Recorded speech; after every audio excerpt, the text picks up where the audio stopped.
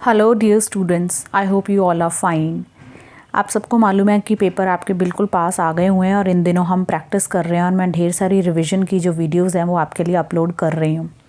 ये जो question paper है ये मैं ऑलरेडी अपलोड कर चुकी हुई हूँ और इसका राइटिंग सेक्शन भी अभी थोड़ी देर पहले मैंने अलग से अपलोड किया है, बीच में कुछ और राइटिंग के राइटअप्स किसी और पेपर से मिक्स करके। ये जो पेपर ऑलरेडी मैं अपलोड कर चुकी हुई हूँ, इसी का ग्रामर सेक्शन आज हम सॉल्व करने जा रहे हैं। ठीक है, तो इसमें जो सबसे पहला क्वेश्चन है दैट इज़ पैराग्राफ कंप्लीशन। अब एक बात आप समझें कि किसी भी क्वेश्चन के ऊपर हेडिंग नहीं दिया होगा, आपको खुद पता करना पड़ेगा कि वो गैप फिलिंग है या वो पैराग्राफ कंप्लीशन है या वो क्या चीज़ है। ठीक है, अब गैप फिलिंग जो होता है जनरली उसमें वन वर्ड आता होता है फिलअप के अंदर, लेकिन पैराग्राफ कंप्लीशन में वन से ज़्यादा वर्ड्स आते हैं, more than one word we have to complete the sentence so that it becomes meaningful. और पैराग्राफ कंप्लीशन में इस तरह से आपको हिंट्स दिए होते हैं, जैसे इसमें दिया हुआ है blood donation camp.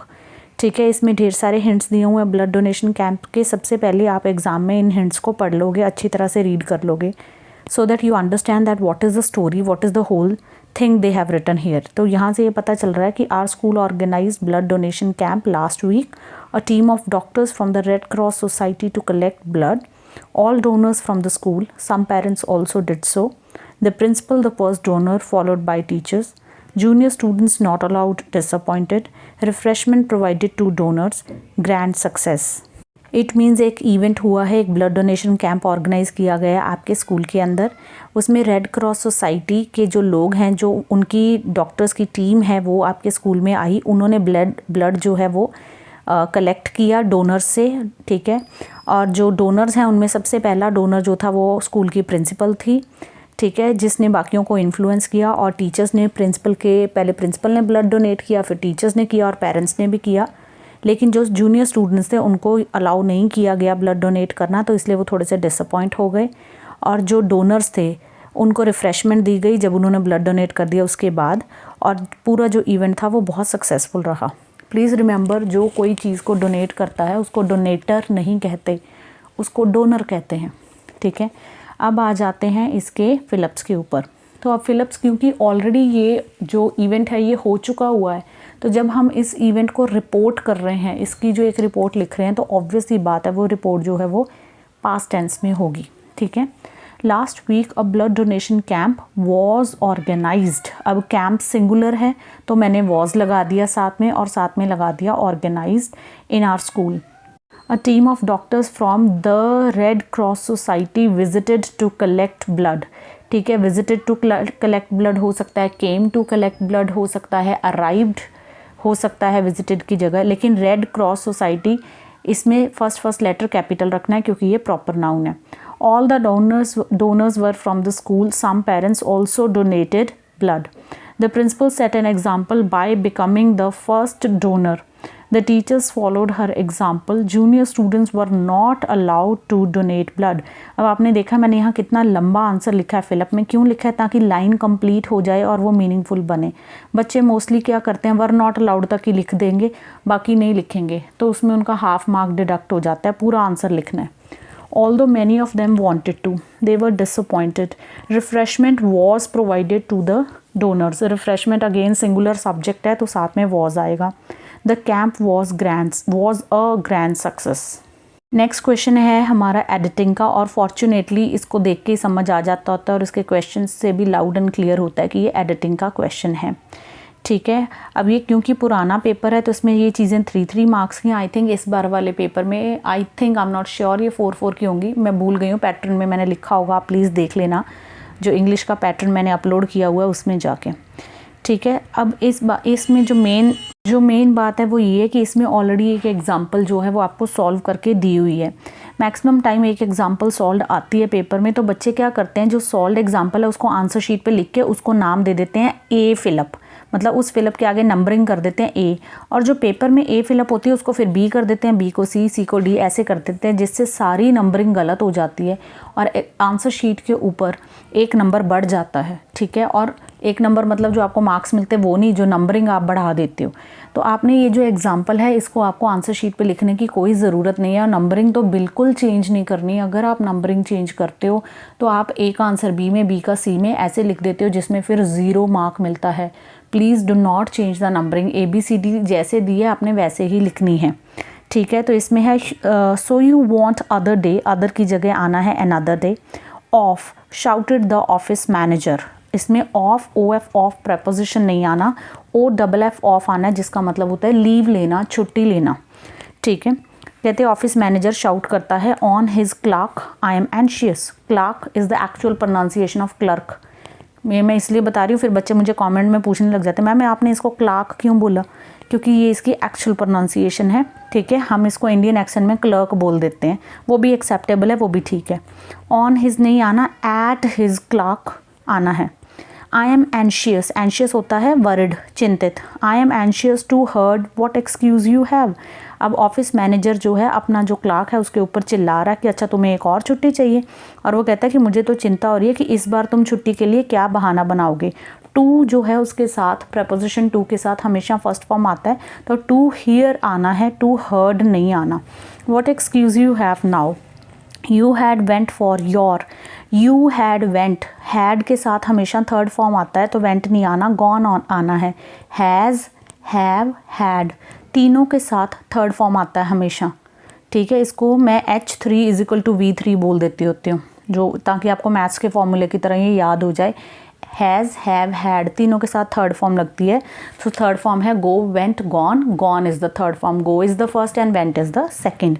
So you had gone for your grandfather's, apostrophe S आना है इसमें, grandfather's funeral twice. Funeral होता है जो भोग होता है, जो किसी की डेथ हो जाती है तो उसके बाद जो प्रेयर्स होती हैं उसको फ्यूनरल कहते हैं, ठीक है।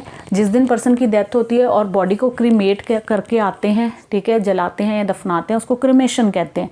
लेकिन कुछ दिनों बाद जो प्रेयर्स होती हैं उसको फ्यूनरल कहते हैं। तो यहाँ ग्रैंड फादर्स आना है, ग्रैंड फादर का फ्यूनरल। वो कहता है कि तुम तो पहले ही अपने ग्रैंड फादर को 2 बार मार चुके हो छुट्टी लेने के लिए, 2 बार उनका भोग डाल चुके, तो अब तुम्हारे पास कौन सा नया बहाना है छुट्टी के लिए। The clerk smiled sheepishly and said today I am getting married.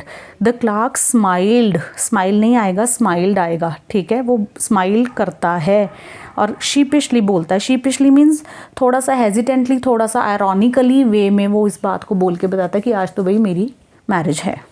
Next question है रीअरेंजमेंट का। इसमें भी आपके लिए ऑलरेडी एक एग्जांपल सॉल्व दी हुई है जो आपने अपने आंसर शीट पे नहीं लिखनी, जिसकी ना कोई नंबरिंग है, ना ही आपने उसको लिखना है, ना कोई नंबरिंग चेंज करनी है।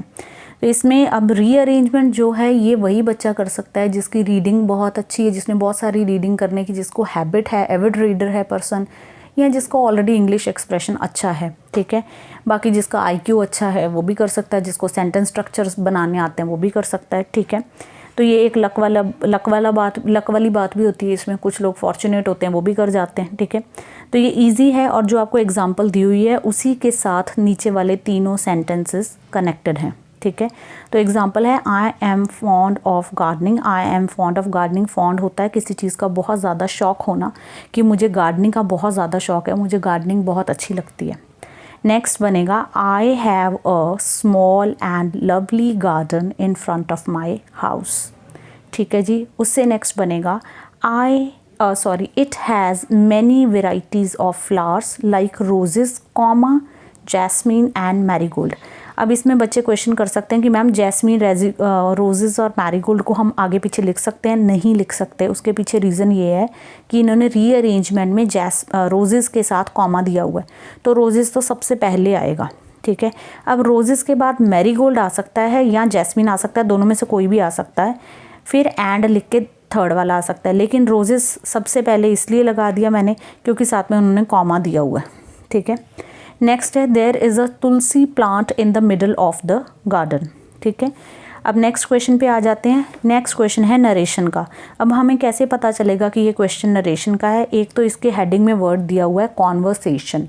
कॉन्वर्सेशन वर्ड जो है ये जनरली नरेशन को ही बताता है, और दूसरा इसमें डायलॉग्स दिए हुए हैं, ठीक है। तो डायलॉग्स जो हैं ऑब्वियसली उनको हम नरेटेड फॉर्म में कन्वर्ट कर देंगे। Mother asked her daughter why she was worried. पहले नाउन प्रोनाउन आएगा, बाद में वर्ब आएगा, वाई शी वॉज वरिड, और लास्ट में फुल स्टॉप आएगा जब हम नरेशन में क्वेश्चन मार्क वाले सेंटेंस जिनको हम इंट्रोगेटिव सेंटेंसेस कहते हैं उनको चेंज करते हैं डायरेक्ट से इनडायरेक्ट स्पीच में, तो लास्ट में क्वेश्चन मार्क नहीं आता। नरेशन में हर जगह जब आप डायरेक्ट से इनडायरेक्ट बनाते हो लास्ट में फुल स्टॉप आता है। ये मैंने अपने नरेशन वाले वीडियो में बहुत इलेबोरेटेड वे में बताया हुआ है। जिसको नरेशन में बहुत प्रॉब्लम है वो वीडियो जाके देख ले, बहुत हेल्पफुल वीडियो है वो, आपके लिए बेनिफिशियल है। सो यहाँ पे ये बनता है mother asked her daughter why was she worried. ठीक है, नेक्स्ट है the daughter replied that her exams were approaching. Next is mother further asked when would they start. The daughter told her mother that they would start the following month. Next है 11th question, gap filling का question है, इसमें इन्होंने hints साथ में दिए हुए हैं। I dash in Delhi for 2 years now. I have been living. अब have been living क्यों आया इसमें? क्योंकि ये present perfect continuous tense है। तो present perfect continuous tense में have been और has been ही लगते होते हैं according to the subject। तो I के साथ have लगता है तो I have been living। Next, I still not accustomed to the congested roads here. I have still not accustomed to the congested roads here।